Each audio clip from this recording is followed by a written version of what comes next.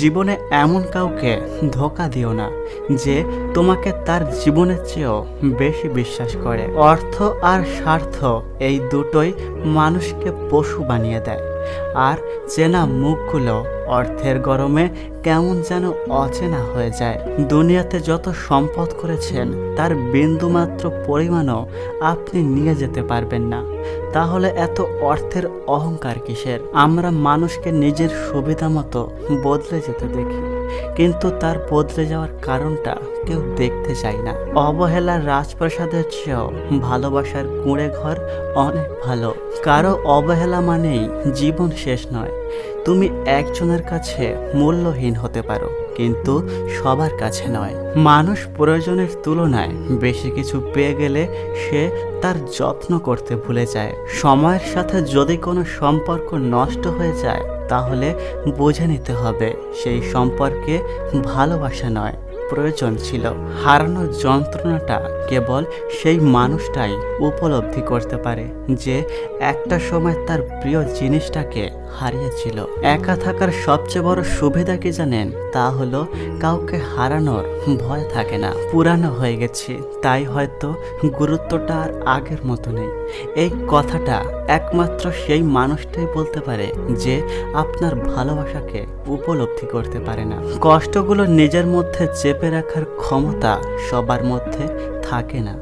কারো কারো কষ্টগুলো চোখের জল হয়ে ঝরে পড়ে।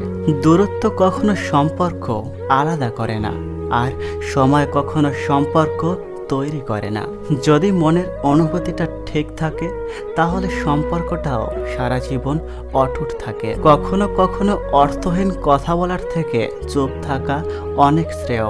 জীবনে এই চারটি কারণে আমাদের জীবনে কখনো না কখনো দুঃখ আসেই। নাম্বার 1, সম্পর্কের কারণে।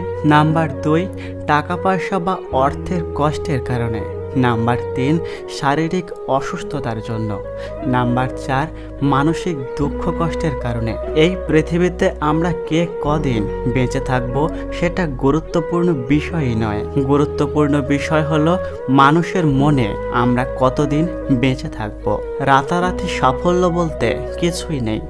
মনোযোগ দিয়ে দেখলে দেখবেন সব সাফল্যই অনেক সময় নিয়ে আসে। জীবনে সুখী থাকার এই দুটো উপায় আছে।